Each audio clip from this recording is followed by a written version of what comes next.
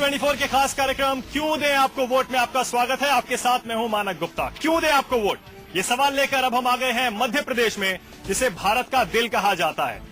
मुख्यमंत्री शिवराज सिंह चौहान के नेतृत्व में बीजेपी यहां जीत की हैट्रिक लगाने की कोशिश में है, तो कांग्रेस ने भी अपना 10 साल का वनवास खत्म करने के लिए इस बार पूरी ताकत झोंक दी है। देखते हैं ऊंट किस करवट बैठता है। ये सवाल लेकर सबसे पहले हम आए हैं ऐतिहासिक ग्वालियर शहर में। जी हाँ, मध्य प्रदेश की राजनीति का सबसे बड़ा पावर सेंटर ग्वालियर को ही माना जाता है। एक ऐतिहासिक शहर है ग्वालियर। हम जहां खड़े हैं इसे जीवाजी क्लब कहते हैं, और सिंधिया राजघराने का जय विलास महल यहां से मुश्किल से 10 कदम की दूरी पर है। कहते हैं चंबल और ग्वालियर के इलाके में महल की मर्जी के बिना पत्ता तक नहीं हिलता। मध्य प्रदेश में सरकार किसी की भी हो, या एमपी, एमएलए, काउंसलर तो छोड़िए, सरकारी अफसरों की नियुक्ति भी महल की मर्जी से ही होती है। आज क्यों दें आपको वोट में जनता के सवालों के जवाब देंगे कांग्रेस से 2 बार के एमएलए और एक बार फिर से चुनावी मैदान में प्रद्युमन सिंह। एक बार हमारे साथ बीजेपी से जय सिंह कुशवाहा जी हैं, जो कि बीजेपी के नेता हैं और साथ ही इनको कैबिनेट मंत्री का दर्जा यहां हासिल है। साडा देखते हैं, स्वागत है आपका। और बीएसपी से विजय कुशवाहा। इन तीनों के सवालों के आपस में भी एक दूसरे से, जाहिर जनता भी सवाल पूछना चाहेगी, आमना सामना हो। उससे पहले आपको दिखाते हैं कि ग्वालियर की मध्य प्रदेश की राजनीति में क्या अहमियत है। देखिए,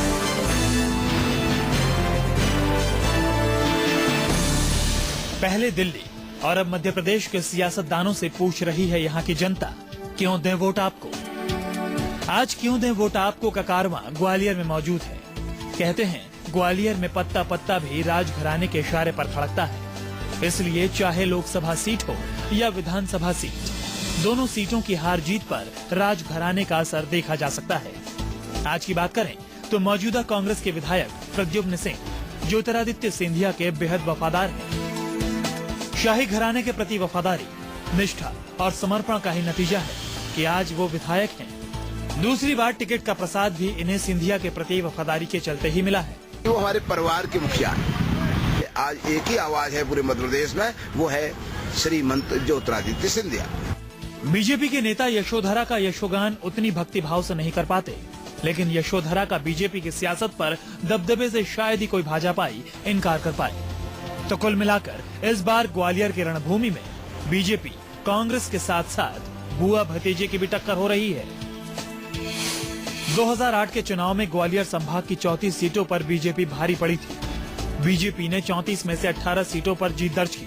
कांग्रेस को महज 12 सीटों पर जीत मिली। बीएसपी के खाते में 3 सीटें गई। अब एक बार फिर बुआ भतीजा आमने सामने हैं, लेकिन सबसे बड़ा सच यही है कि जीत चाहे बुआ की बीजेपी की हो या फिर भतीजे की कांग्रेस की, सही मायने में जीत तो राजघराने की ही होगी। दरअसल पूरे ग्वालियर चंबल संभाग में चाहे कांग्रेस हो या भाजपा, दोनों ही पार्टियों की राजनीति को तय करता है यही जय विलास पैलेस। ये देखना दिलचस्प होगा कि जिस तरह से ज्योतिरादित्य सिंधिया को मध्य प्रदेश कांग्रेस ने चुनाव अभियान समिति का अध्यक्ष बनाया है, उसके बाद ये महल इस चुनाव में कितनी बड़ी भूमिका अदा करेगा। कैमरामैन कमलेश मालवी के साथ प्रवीण दुबे, न्यूज 24 ग्वालियर। तो चलिए शुरू करते हैं सवाल जवाब का सिलसिला। पहला सवाल प्रद्युमन सिंह जी आप ही से, इस बार भी राजघराना ही तय करेगा, महल ही तय करेगा कि यहाँ पे एमएलए कौन कौन जीतेंगे? आदरणीय सिंधिया जी एक जनता के, इस परिवार के यहाँ अंचल के मुखिया हैं। उन्होंने कभी नहीं कहा कि मैं तय करूंगा। जनता जनार्दन तय करती है प्रतिनिधि कौन चुना जाएगा। हम जनता के सेवक हैं, नुमाइंदे हैं, अपना कर्तव्यों का पालन करेंगे और जनता अपना प्रतिनिधि चुनेगी। ये क्यों कहा जाता है कि यहाँ जो राजमहल कहता है, जो परिवार कहता है, वही होता है? निश्चित रूप से परिवार के मुखिया की बात का महत्व होता है। हर परिवार में घर का एक मुखिया होता है, और जो मुखिया कहता है वही परिवार। तो फिर ये लोकतंत्र कैसा हुआ? आप बताइए जय सिंह जी, ये लोकतंत्र कैसा हुआ जहाँ जो महल कहेगा वही होगा? चुनाव का क्या मतलब? ऐसा बिल्कुल नहीं है। चंबल ग्वालियर में महल की कोई अहमियत बची नहीं है। अब यहाँ सब जो है लोकतंत्र है, हिंदुस्तान का 100%। और मध्य प्रदेश में क्या, खास तौर से सिंधिया की कॉन्स्टिट्यूंसी में पिछली बार 8 में 7 सीटें जीते थी बीजेपी। वो एक जो जीते थे केपी सिंह जी, वो भी सिंधिया समर्थक नहीं थे, समर्थक थे। यानी इस बार महल की नहीं चलने वाली, आप ये कह रहे हैं? यहाँ जनता की चलने वाली है। बीएसपी से हमारे साथ विजय कुशवाहा है। विजय जी, महल में ऐसा नहीं है कि सिर्फ कांग्रेस की मौजूदगी है, बीजेपी की भी मौजूदगी है। यशोधरा राजे सिंधिया यहाँ से एमपी हैं बीजेपी की, और ज्योतिरादित्य सिंधिया, दोनों का महल है वो। आपको लगता है ये दोनों ही एक तरह से इस मामले में, इनसे आप सवाल पूछना चाहेंगे, क्योंकि जो महल कहता है बीजेपी कांग्रेस कहता है वही इस इलाके में होता है? बिल्कुल सही बात है साहब, ये दोनों ही एक ही में महल से ही चलते हैं। कांग्रेस भी चलती है, बीजेपी भी चलती है, और कहीं ना कहीं जो आपस में साठ गांठ भी रखते हैं कि कहीं कि किसको जब जरूरत पड़ती है उसी साइड में अपना पल्ला झुका देते हैं। और ऐसा आज तक इतिहास में आजादी के 67 साल से लगातार होता रहा है। मध्य प्रदेश इसका गवाह है। अच्छा, एक बात बताइए, जो कि पूरे देश के लोग हमें देख रहे हैं, मध्य प्रदेश के लोग देख रहे हैं, वो भी पूछना चाहेंगे, अगर ग्वालियर कभी आए हैं प्रद्युमन सिंह जी, ऐसा क्यों है? अगर राजघराने का इतना महत्व, इतना प्रभाव, इतनी ताकत यहाँ पर है, तो ये शहर उतना सुंदर क्यों नहीं है? दुनिया भर से सैलानी यहाँ देखने आते हैं इस शहर को। मेरा आपसे आदरणीय कहना यह है कि जो मेरे मित्र अभी कह रहे थे, परम श्रद्धेय मेरे बड़े हैं, सम्मान करता हूं मैं उनका, कि भारतीय जनता पार्टी की शुरुआत कहां से हुई है, मैं उनसे पूछना चाहता हूं। राजमाता विजयराजे सिंधिया, वो भी इस राजघराने की मुखिया थी, तो मैंने एक ही शब्द बोला कि ये परिवार इस अंचल का मुखिया है, और उन्होंने इस अंचल को कभी राजनीतिक आधार पर नहीं बांटा। उन्होंने इस क्षेत्र की समस्याओं को ध्यान में रखते हुए उन समस्याओं का निराकरण किया है, और निश्चित रूप से वो परिवार के मुखिया हैं। आप उसको राजघराना मत तोलिए, उन्होंने कभी अपने को राजा महाराजा नहीं कहा है। परिवार का मुखिया कहेगा। परिवार का मुखिया कौन? परिवार का मुखिया है इस अंचल के श्रीमंत ज्योतिरादित्य सिंधिया।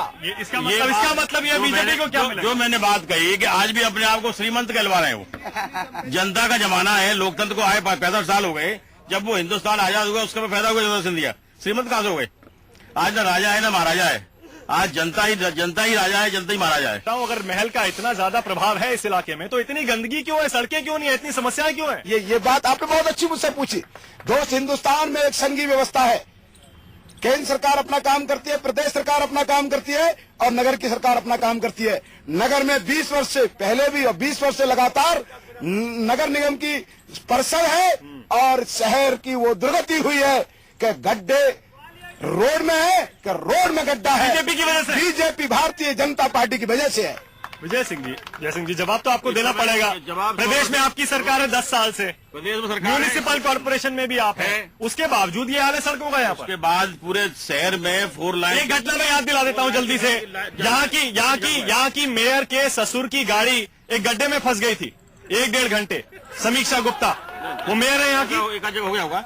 मेरा ये कहना है कोई फंसी नहीं गाड़ी पूरे शहर में। तथ्य है, पूरे शहर में 4 लाइन 6 लाइन बनी है, तो इन 10 सालों में बनी है। कांग्रेस बीजेपी दोनों ने मिलकर क्या किया इस इलाके का? साहब, हम तो ये कहते हैं कि मध्य प्रदेश में आज तक कांग्रेस और बीजेपी की सरकारें रही हैं, और मध्य प्रदेश का विकास रुका हुआ पड़ा है। ये इस बात की गवाह है कि मध्य प्रदेश में कांग्रेस और बीजेपी हमारे लिए तो दोनों ही चोर मौसेरे भाई हैं, इसके अलावा और कुछ नहीं है। चोर मौसेरे भाई हैं, सीधा आरोप है बीएसपी का। सड़कें बनी है, हुडको से बनी है, और मुख्यमंत्री के घोषणा से बनी है। बीएसपी कह रही है चोर मौसेरे भाई, बीजेपी कांग्रेस दोनों। ये तो खैर इनका आरोप लगाना, कुछ तो लोग कहेंगे, लोगों का काम है कहना। हथियारों के बारे में बताइए, आलू प्याज की तरह बिकते हैं यहाँ पे। ग्वालियर अंचल को बेरोजगार किया है, उसके दोषी शिवराज सिंह हैं, और गलत रास्ते में जाने का आधार भी उन्होंने तय किया है। यानी क्राइम जो बढ़ा है यहाँ पे, हथियार जो इतनी आसानी से मिलते हैं, ये आपकी सरकार की वजह से। पहले मैं इंडस्ट्री के बारे में बोलना चाहूंगा। बम्बई दिल्ली इंडस्ट्रियल कॉरिडोर किसके जमाने में गया? कांग्रेस के जमाने में गया। आज राजस्थान होकर जा रहा है, कोटा होके। ग्वालियर को, मध्य प्रदेश को मुरैना में क्यों छोड़ा गया? इंडस्ट्रियल कॉरिडोर बन रहा है दिल्ली बम्बई, उससे मध्य प्रदेश को क्यों वंचित किया गया? क्योंकि केंद्र में कांग्रेस की सरकार है। इतने हथियार आसानी से यहाँ पर क्यों मिलते हैं? यहाँ कोई हथियार नहीं मिलते। ऐसा क्यों है? क्राइम के लिए कौन जिम्मेदार है इस इलाके में? हथियार आसानी से मिल जाते हैं, राज्य सरकार जिम्मेदार है। तो राज्य सरकार जिम्मेदार है, उस पर कार्रवाई हो रही है। लेकिन 50 साल से हिंदुस्तान में कांग्रेस की सरकार रही है, केवल 10 साल बीजेपी आई है। ये उसी की पुनरावृत्ति है, जो पहले से जो धरना चल रहा है उसको धीरे धीरे पार्टी ठीक कर रही है। अच्छा, बीएसपी बताएगी, आप बताइए, क्या ये सच नहीं है कि यहाँ पर हथियार आलू प्याज की तरह मिल जाते हैं आसानी से? बिल्कुल सच है साहब, आलू प्याज के जैसे क्या और भी आसानी से मिल जाते हैं। दूसरी बात, इन्होंने भी तरक्की की है, बीजेपी वालों ने तरक्की की है। तरक्की कहाँ की है? इन्होंने असुरक्षा में तरक्की की है। लोग आज सुरक्षित नहीं है, क्यों बीजेपी के राज में इन्होंने लेकिन तरक्की की है। मैं एक सेकंड रुक जाइए, जल्दी से बताइए, आप बताइए। बहुजन में टिकट बिकता है कुछ नहीं मालूम है, जो पैसा देता है, जो चाबी लेके जो पैसे देता है वो टिकट लाता। बीएसपी से सवाल है, जो पैसे देता है आपकी पार्टी में उसी को टिकट मिलता है। ये सब झूठी बात है। एक आदमी ये नहीं कह सकता है हमारी पार्टी में ये टिकट बिकता है, एक आदमी ऐसा नहीं कह सकता है। ये सब मिथ्या है और झूठे आरोप है। हमारी बहन जी, आप बहन जी के नाम पे वोट मांगेंगे? बिल्कुल मांगेंगे। आप जयसिंह जी, आप क्या शिवराज सिंह चौहान के नाम पे वोट मांगेंगे? शिवराज सिंह, एक मिनट, शिवराज सिंह चौहान के नाम पे वोट मांगने का हक भारतीय जनता पार्टी को इसलिए है कि उन्होंने लाडली लक्ष्मी योजना चलाई बच्चों के लिए, कन्यादान योजना चलाई हमारी जो है शादी करने के लिए, वरिष्ठ नागरिकों को हमने जो है तीर्थ योजना चलाई। बीजेपी शिवराज सिंह चौहान के नाम पे वोट मांग रही है, आप किसके नाम पे मांग रहे हैं? हम देश के विकास के नाम पे मांग रहे हैं और हम अपने देश के, नेता माननीय ये मध्य प्रदेश का चुनाव है। प्रदेश में भी हमारे नेता श्रीमंत ज्योतिरादित्य सिंधिया और कांग्रेस के नेताओं ने जो है किया है। आप ग्वालियर की बात कर दूं कि ग्वालियर में सुन लीजिए, वो सांसद नहीं है यहाँ से, अड़ूपुरा में विद्युत सब स्टेशन लाते हैं, वो एलपीजी गैस लाते आपका हैं। नेता कौन है? ज्योतिरादित्य सिंधिया है, दिग्विजय सिंह है, कमलनाथ है, और कौन है? कौन नेता है? किसके नाम पे वोट मांगेंगे? हमारे यहाँ जो माननीय ज्योतिरादित्य सिंधिया, माननीय ज्योतिरादित्य सिंधिया, आपको लग रहा है ज्योतिरादित्य सिंधिया शिवराज सिंह को टक्कर देंगे इस बार? टक्कर नहीं देंगे। आपको मालूम होना चाहिए, टक्कर तो दे चुके, सर्वे अब सारे फेल हो चुके और मध्य प्रदेश में 8 दिसंबर को गवर्नमेंट कांग्रेस की बन रही है। इस बार ज्योतिरादित्य सिंधिया को आगे करके शिवराज सिंह को कड़ी टक्कर मिल रही है। पहले कहा जाता था कोई नेता नहीं है कांग्रेस के पास, आपको पहले इस बार कड़ी टक्कर है। मैंने आपको पहले ही कहा कि अपनी पार्लियामेंट्री कॉन्स्टिट्यूंसी में अपने एमएलए नहीं बचा पाए पिछली बार, तो मध्य प्रदेश में क्या बचा पाएंगे? इस बार चुनावी घोषणा पत्र में कांग्रेस कह रही है माँ बेटी को मोबाइल देंगे, लड़कियों को स्कूटी देंगे, छात्रों को लैपटॉप देंगे, मुफ्त बिजली देंगे, मुफ्त अनाज देंगे। बीजेपी कह रही है, एक सेकंड रुक जाइए, सवाल पूछ लो, एक सेकंड रुक जाइए। बीजेपी कह रही है मुंगेरी लाल के हसीन सपने हैं ये, मुंगेरी लाल के हसीन सपने कैसे देंगे? देखो, जब हम थे तब हमने एक बत्ती कनेक्शन दिया था फ्री जनता को। आज बीटर बिजली के फर्राटे भर रहे हैं। जब एक घर का बिल पहले 200-300 आता था, आज 3000 आ रहा है। मुंगेरी लाल के सपने हैं ये नहीं। शिवराज सिंह चौहान ने इलेक्शन कमीशन से शिकायत की है। कांग्रेस ने आरोप लगाया 1,46,000 करोड़ रुपए शिवराज की सरकार, उनके मंत्री, उनके अफसर खा गए। इस पर कुछ कहेंगे आप? आरोप तो किसी पे कुछ भी लगा दो, किसी प्रमाणित किया क्या? किसी पे चालान पटक हुआ क्या? किसी पे आरोप तो किसी भी लगा सकते हैं। मैं आज आरोप लगाता हूँ आप पे, आप खा गए 1,40,000 करोड़। मैं आप पर आरोप से क्या होता है? आरोप तो लगाना, किसी को भी आरोप लगा सकते हो आप। प्रमाण क्या है? मैं छोटी छोटी दो तीन किस्से आपको बता दूं। आईएएस पति पत्नी अरविंद जोशी, तीनू जोशी, 350 करोड़ उनके पास मिला है। जवाब दीजिए। कार्रवाई हुई। उज्जैन में एक चपड़ासी के पास 60 करोड़ मिले, जवाब दीजिए। नहीं, लेकिन ये जांच तो हो रही है, एक एक जगह की कार्रवाई हुई है।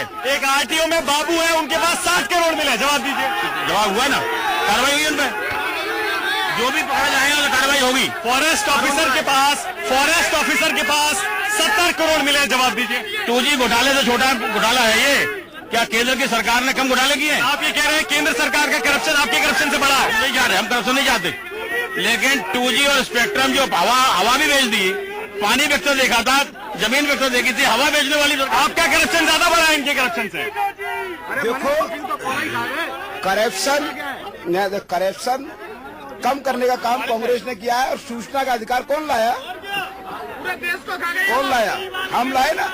तो इसका मतलब करप्शन सही है? आप आरटीआई लाए, मतलब करप्शन सही है? नहीं, करप्शन इसलिए आरटीआई लाए कि करप्शन दूर हो। ये कांग्रेस का सबसे बड़ा फंडा है। बीएसपी इसीलिए तो कह रही है दोनों चोर मौसेरे भाई है। इन्होंने बहुत ज्यादा विकास कर दिया है। विकास के कारण सड़कें इनकी खुद गई है। इतने भारी विकास किया है कि सड़कें खुद गई हैं, बिजली गोल हो गई है, गरीबों को रोजगार छिन गया है। ये इन्होंने विकास। अब जनता के सवाल लेते जल्दी, जनता